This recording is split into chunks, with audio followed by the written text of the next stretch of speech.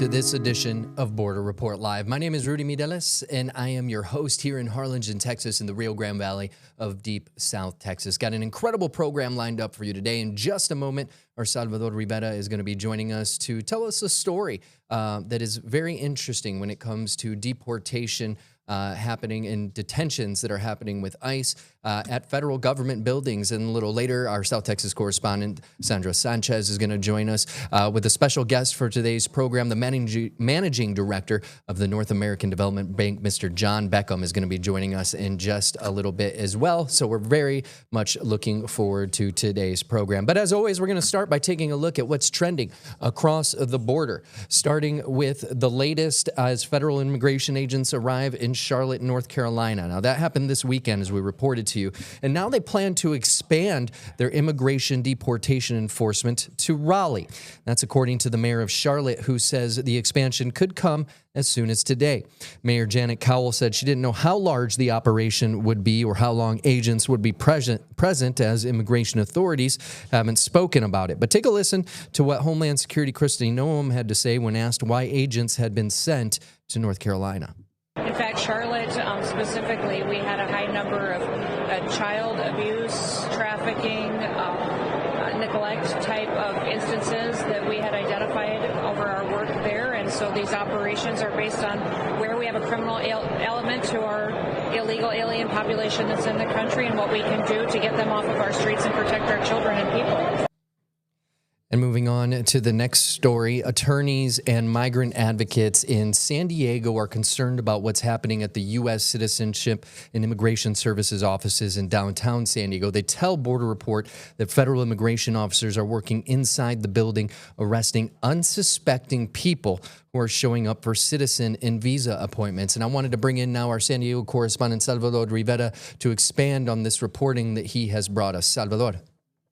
Well, Rudy, we've all heard about the ICE raids that are going on throughout the country, but we are starting to hear now about a new tactic being taken on by ICE agents. Apparently, they're camping out at federal offices, buildings such as the U.S. Citizenship and Immigration Services office in downtown San Diego. People are arriving for their appointments to renew their visas, update their applications for citizenship or for resident status, and all of a sudden, out of nowhere, agents are popping up and then apprehending them and taking them away. And this happened yesterday to a couple, a newlywed couple that we met here in San Diego.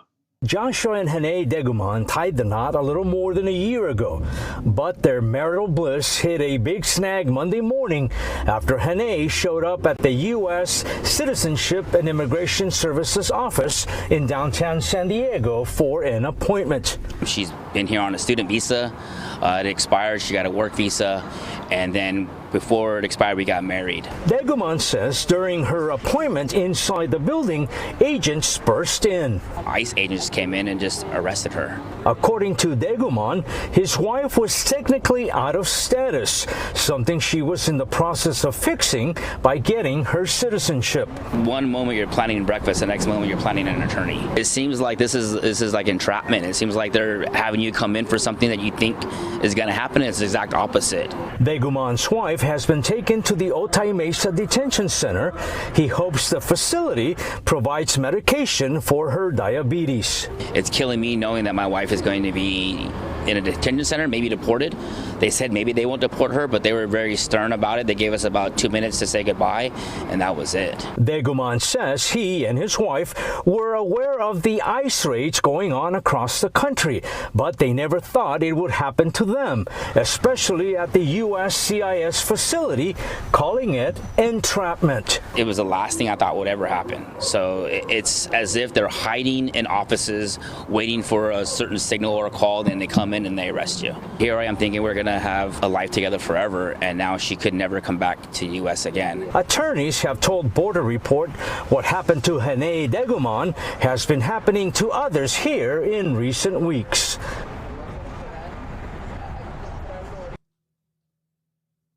That something kind of strange as he was looking back at his warning that a lot of other people who had come in for appointments were not coming out of the building. So it led him to believe that a lot of other folks were getting apprehended, just like his wife had. Now, an update on what's going on with his wife, Hene Degomond. She is not facing immediate deportation, according to an attorney. She has some options. She will see a judge on December 1st and actually has a bond hearing and could, in theory, be released on bail. So that is good news for Mr. Degomond. Now, overstays, from what the attorney was telling us, overstays are sometimes forgiven to spouses of U.S. citizens. So this could work in their favor. Also, they have to submit several forms to mount a legal defense. But Rudy, this is expensive.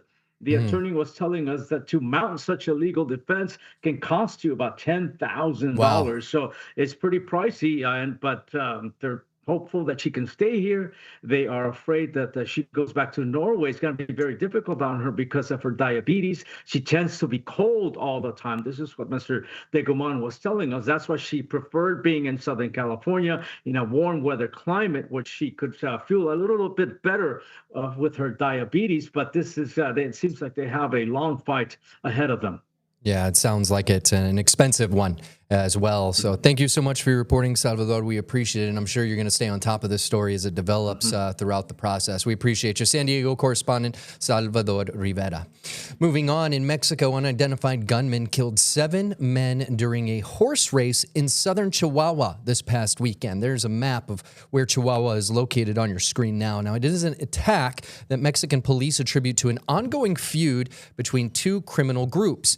The Saturday shooting at Carol Santa Teresa in Parral, Mexico, prompted authorities to deploy dozens of police officers to rural communities in search of the shooters and to urge residents not to go outside. During the investigation, police found a mutilated body in a plaza at the entrance to the town. A message next to the body indicated the killing was in retaliation for the racetrack massacre.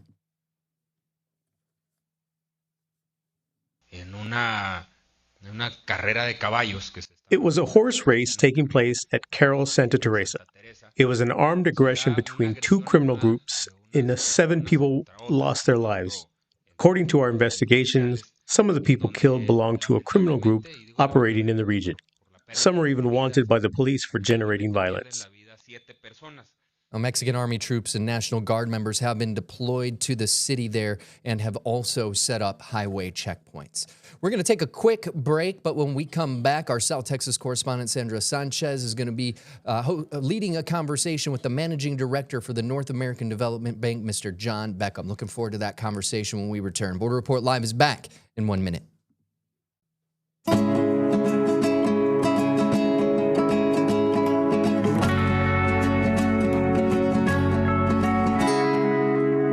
Welcome back to this edition of Border Report Live. My name is Rudy Mideles here in Harlingen, Texas. Time now to bring in our South Texas correspondent, Sandra Sanchez, along with our guest for today's program, the Managing Director of the North American Development Bank, Mr. John Beckham. Thank you so much for joining us today, Mr. Beckham. Thank you. Pleasure to be here. Great to be back, Rudy. Wanted to talk with Mr. Beckham. North American Development Bank has money to give to a problem that we have on the border with U.S. and Mexico, and that is water. We've talked about water a lot on this show. There is something called a new water resiliency fund, Mr. Beckham, and I understand you put out a call for proposals. Tell us what you're asking for and what you're willing to give. Sure. Well, I think the best place is the Water Resiliency Fund is an effort to try to diversify resources, water resources throughout the border region. And it's $400 million. And right now, we're going to have rolling calls. And right now, we're starting in South Texas, in the Rio Grande Valley, asking the irrigation districts to submit proposal to us saying what kind of infrastructure investments do they have or could they have that require funding that will have measurable conservation of water, as well as diversify the types of water that they can offer, both for the agricultural consumers, as well as the communities that are connected to those irrigation systems. So let's tell viewers a bit about the North American Development Bank and what you all do, and what would someone have to their location in order to qualify for one of your low interest grants or loans? Right. Well, first, the North American Development Bank is a binational organization owned 50% by the United States federal government and 50% by the Mexican federal government. And we were started 30 years ago with the North American Free Trade Agreement, and we invest in infrastructure on both sides of the border to improve the quality of life of communities on both sides of the border, realizing that this really is where the binational relationship between both countries comes to work every day. Now, for the Water Resiliency Fund, we're looking to invest in projects that are located within 62 miles north of the border. So that pretty much encompasses the entire Rio Grande Valley, from the Gulf of Mexico up to, I'll leave it between, the Valfurias checkpoint, where the Rio Grande Valley ends and where Laredo begins. But that's where we're looking to start. Okay, so yeah, it's about 100 kilometers north or 300 kilometers south of the U.S.-Mexico border. And, Salvador and I have talked a lot about the problems with water, not enough water here deposited from Mexico into the Rio Grande. Recently, we just had the 5-year deadline for Mexico to pay its owed water to the United States under a 1944 treaty, and they missed it by almost half. They did make kind of a good faith push there at the very end, but still just over 875,000 acre feet out of 1.75 million that was owed, right? But Mexico isn't the only one to blame as far as payments to the water, right? What is really driving the water issues in South Texas and northern Mexico? You must have a good idea from a financial perspective. Right. Sure. Well, overall, there's just less water within the river basin, and that's caused by historic level droughts, as well as a population growth on both sides of the border. That is, we just have more consumers and more households and more industry that are using the water that is increasingly less available. So we do need to think about this comprehensively.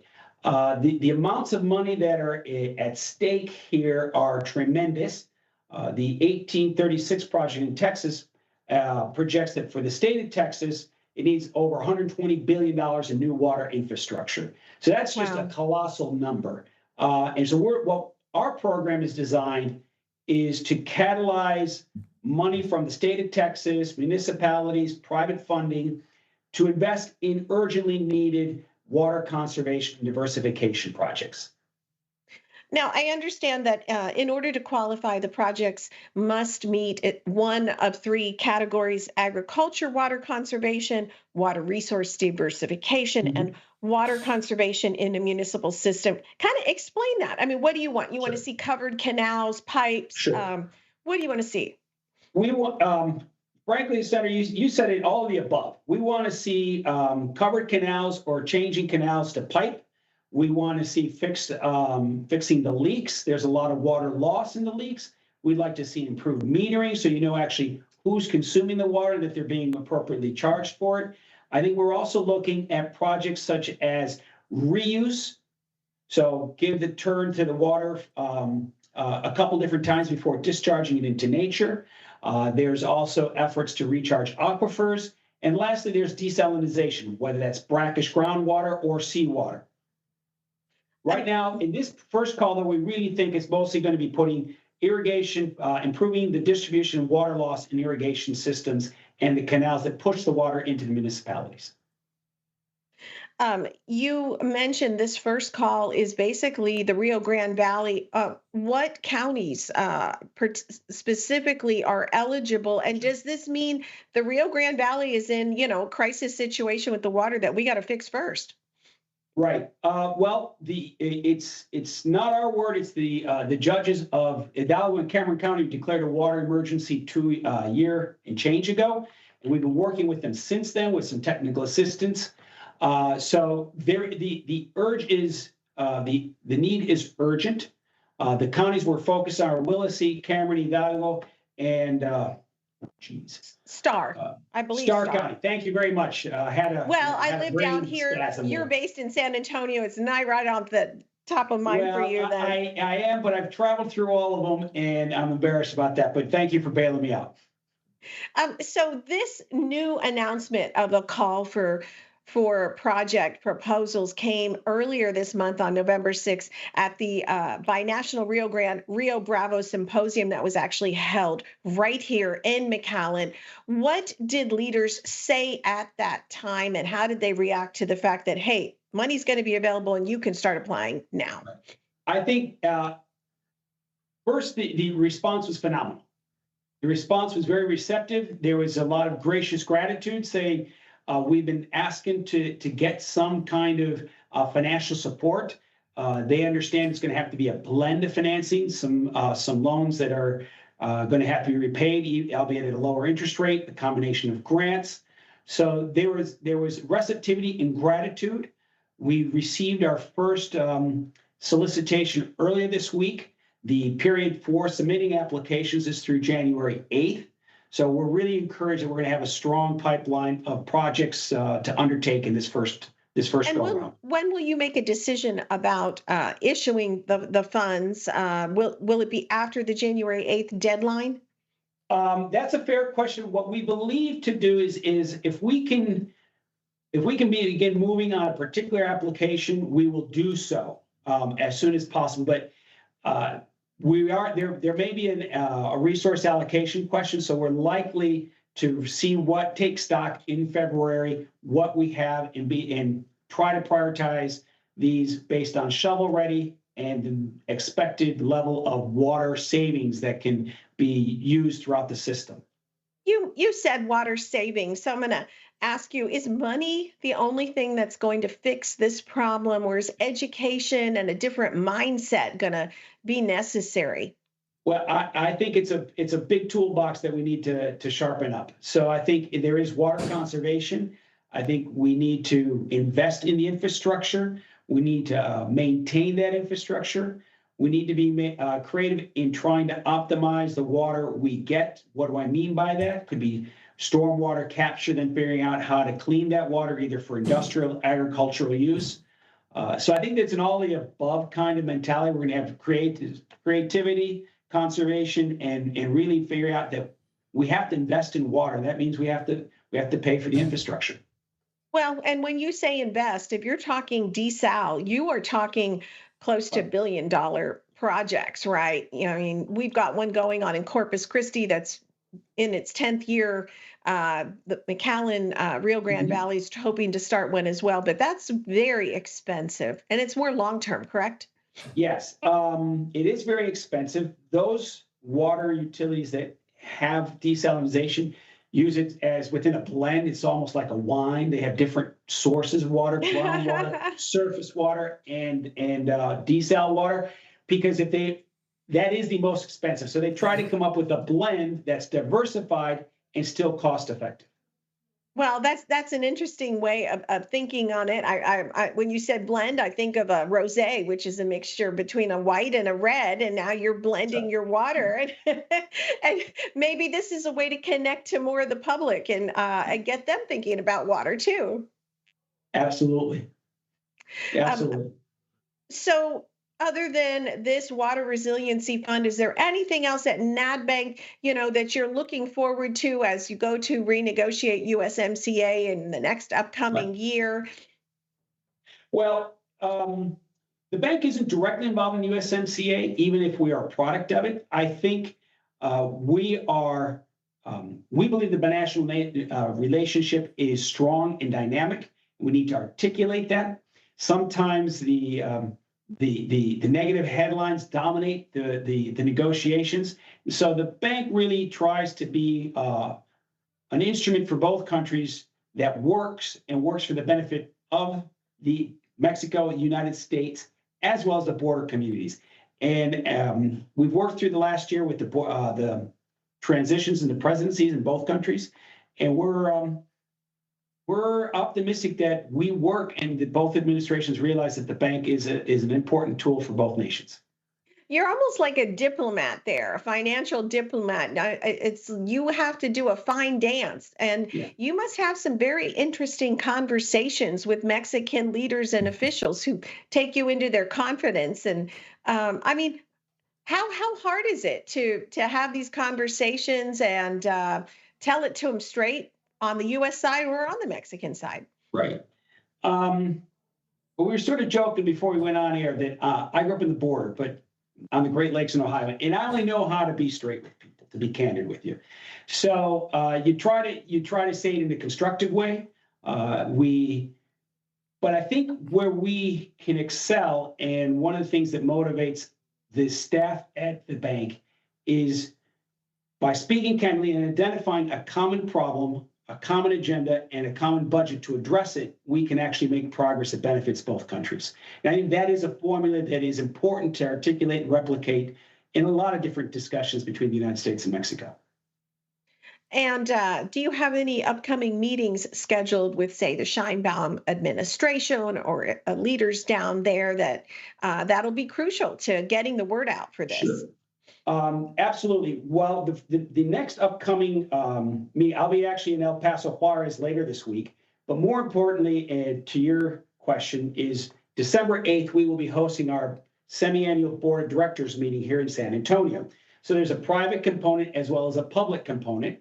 You can check out details at thenadbank.org because any public member is invited to participate either in person here in San Antonio, or we'll make a live stream of it available as well.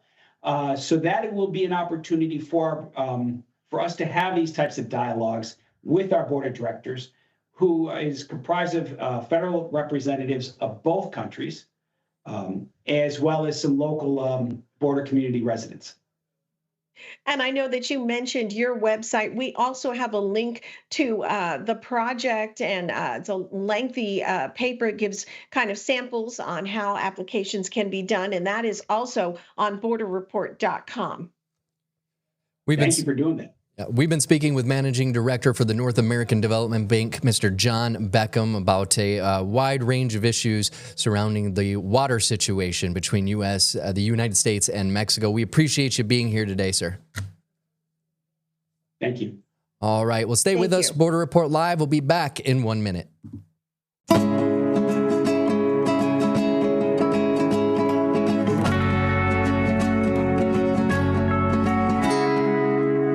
And welcome back to this edition of Border Report Live. My name is Rudy Mideles. You just heard our South Texas correspondent, Sandra Sanchez, lead a conversation with the Managing Director for the North American Development Bank, Mr. John Beckham. If you're just tuning in right now and you missed that conversation, well, you don't have to worry, because from immigration to trade, security to culture, Border Report Live dives deep into the issues impacting life along the U.S.-Mexico border. And now you can join us for expert interviews, on-the-ground reporting, and the latest developments you won't hear anywhere else while you're on your commute home, while you're out walking the dog, or maybe you're getting some grocery shopping done, because we are now available in podcast form. You can subscribe to Border Report Live now on Apple Podcasts, the iHeartRadio app, Spotify, as well as the video and audio versions of this program on YouTube. So make sure to like and subscribe to us today.